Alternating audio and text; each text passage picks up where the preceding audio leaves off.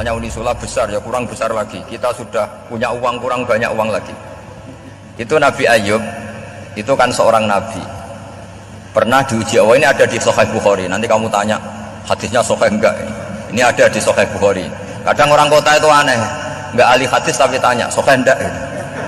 Padahal nanti kan dibodoni sahih yang ngandel saja. Jadi kadang ya aneh. Oh enggak tahu kok tanya itu.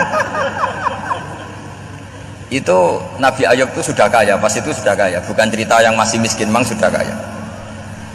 Beliau di kamar dihinggapin satu belalang dari emas.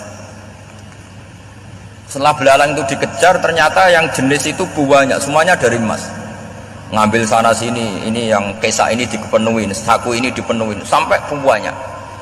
Terus sama Allah digojlok, kamu itu Nabi saya, kenapa kamu mengumpulkan harta sebanyak itu? Kamu itu Nabi saya kok rakus? Jawabannya Nabi Ayub unik. Ya Allah, siapa yang bisa kenyang dari rahmatmu? Ya, jadi kalau kamu punya uang 1 miliar, kok ingin 1 miliar 100, ingin 1 miliar 200, itu cara ngitung bukan uang. Ya Allah, siapa yang bisa kenyang dari rahmatmu? Karena rahmat Allah tidak terbatas. Sudah Gusti, tenang saja. Meskipun saya gini, rahmat Anda tidak akan habis. Sehingga waroi ada ilmunya, tomak juga ada ilmunya, termasuk ragus itu juga ada ilmunya. Misalnya begini, ini contoh ragus yang ada ilmunya begini. Ini saya beri contoh. Mungkin yang boleh niru orang-orang soleh, kalau nggak soleh jangan. Imam Syafi'i ini cerita nyata. Imam Syafi'i itu dulu ketika ngaji masih muda itu nggak suka sama guru yang kaya. Kebetulan dia punya guru miskin terus. Namanya Sufyan As-Tsauri, itu miskinnya Masya Allah. Sufyan bin Uyainah juga miskin. Jadi dia miskin, punya guru miskin terus. Sehingga idolanya ya sama guru-guru yang miskin. Suatu saat guru-guru ini menyarankan dia ngaji Imam Malik. Imam Malik itu kaya raya. Itu babutnya Imam Malik kalau diinjek itu mata kakinya tidak kelihatan saking halusnya. Kalah Indonesia kalah. Itu Imam Malik tuh gaya. Kalau ngaji di kursi tinggi itu pakai bukhur, itu pakai jubah Arab yang mahal. Pokoknya mewah kali Imam Malik. Terus dia mulai, ini kiai kok kaya. Kemudian setelah beliau alim tanya, saya harus ngaji siapa setelah ilmu jenengan habis kira-kira gitu. Kata Imam Malik, sudah kamu tidak usah perlu ngaji saya, kamu sudah alim alama. Terus Imam Malik datang ke Baki. Zaman itu Baki itu semacam kayak rentalan ya, semacam Grab lah kalau dulu itu. Mana kafilah yang mau ke Irak gitu. Ya sudah, terus oh kita mau ke Irak, ini antar ke Muhammad bin Hasan As-Syaibani. Itu dibiayai sama Imam Malik. Grabnya ya dibayarin, itu kafilahnya itu ya dibayarin. Imam Syafi'i disangoni surrotan min dhahabin. Jadi satu kepes uang dikasihkan. Itu pernah tak hitung semurah-murahnya itu sekitar 60 juta. Imam Syafi'i mulai mikir, kiai yang saya kritik lomo, sing kiai miskin tak puji, gak pernah ngamal kan, tentu orang miskin kan. Setelah datang ke Muhammad bin Hasan As-Syaibani, beliau itu pakar usul fikih, muridnya Abu Hanifah. Beliau al-usuli, pakar usul fikih.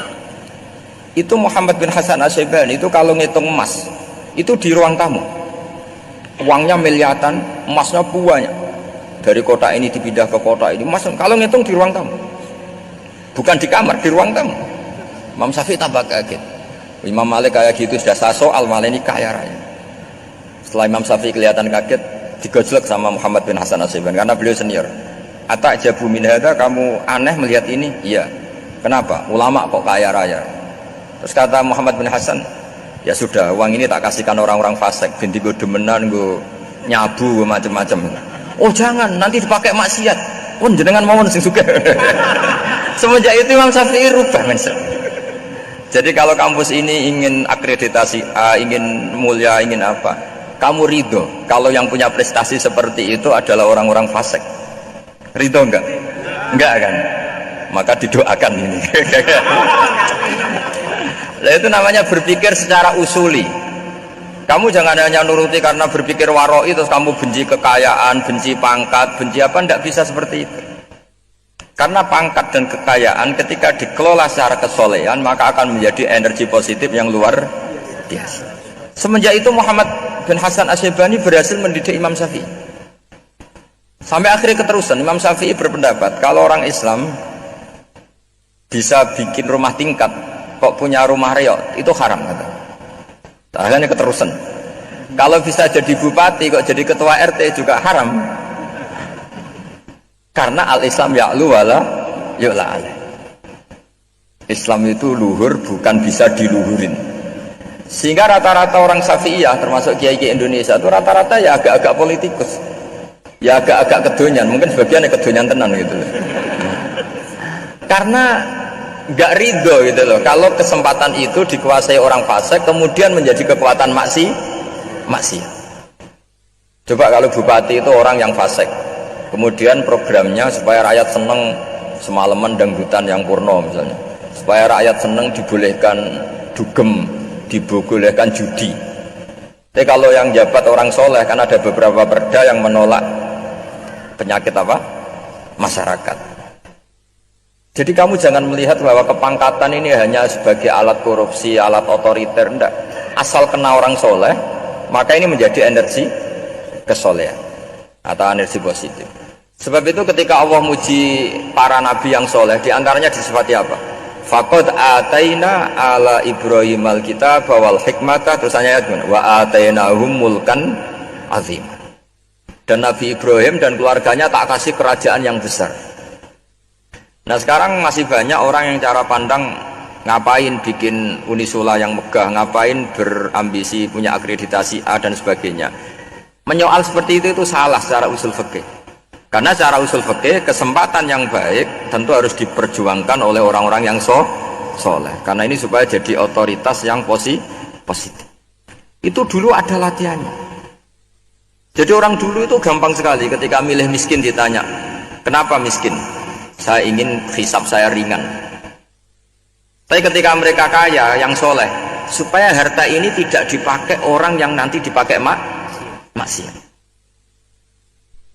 Kita misalnya orang soleh kok mau pangkat, karena kita ada ridho, kepangkatan itu dipegang orang maksiat, kemudian menjadi energi maksiat. Begitu juga seterusnya. Maka ulama dulu itu rileks.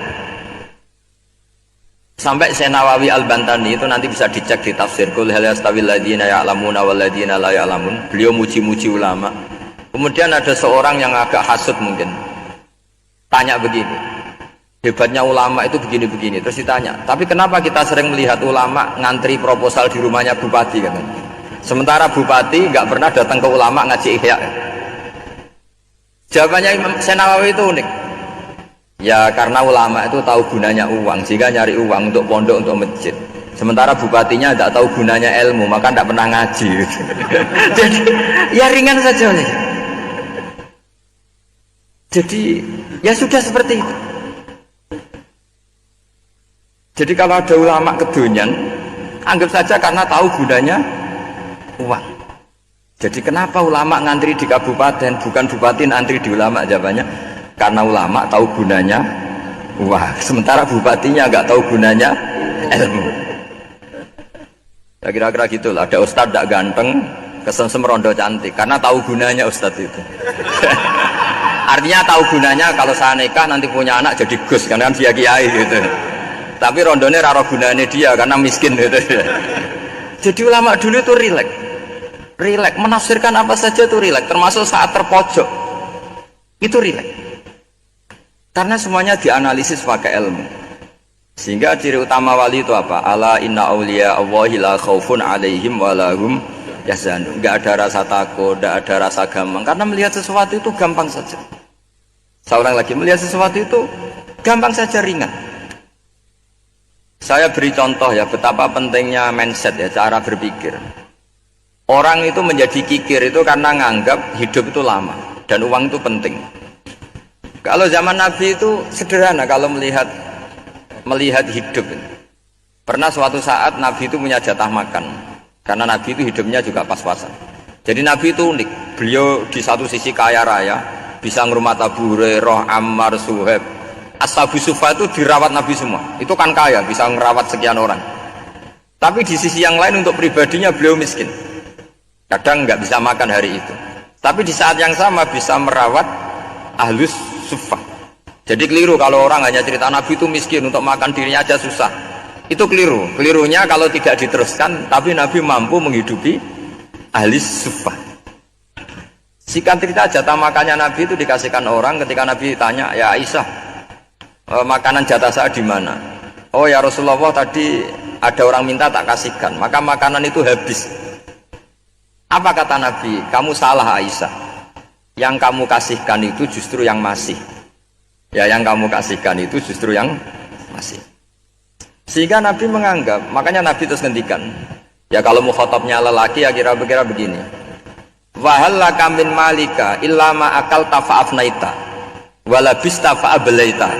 Terus tanya wa tasaddaqta fa'abqaita, kata Nabi. Harta kamu ya kamu makan kemudian ke WC jadi kotoran, atau punya pakaian mewah nanti rusak. Wa tasaddaqta fa'abqaita. Ada yang kamu sedekahkan, yaitu yang abadi sampai akhir. Sehingga banyak pengusaha yang mencintai saya setelah tak ajari hadis itu. Misalnya punya uang 1 miliar karena dia spekulan atau pedagang rawan bangkrut, disedekahkan ke masjid 50 juta, yaitu yang abadi. Jadi kalau suatu saat bangkrut, dia masih punya uang 50 juta di akhirat. Jadi Nabi itu mengajari sedekah itu apa? Ya sedekah itu pengabadian uang. Kalau kita kan enggak, bilang sedekah itu nguras uang. Itu pikirannya setan, dan pikirannya orang Islam. Itu cara berpikir setan, bukan cara berpikir umat apa? Sehingga Sayyid Ali Zainal Abidin itu kalau ada orang minta, kemudian beliau ngasih, itu beliau bilang gini, marhaban biman hamala zadi ilal akhirah. Matur nuwun nggih jenengan sembeto sangu kula nada. Jadi dianggap teller saja. Orang yang minta uang beliau itu dianggap tukang nyatet bank ini. Karena sudah ditabungkan, ya sudah. Kalau kita kan enggak, wah pengemis itu ganggu gini-gini. Kecuali pengemis profesi ya mungkin kita agak-agak enak. Pada zaman akhir itu ada pengemis apa? Profesi.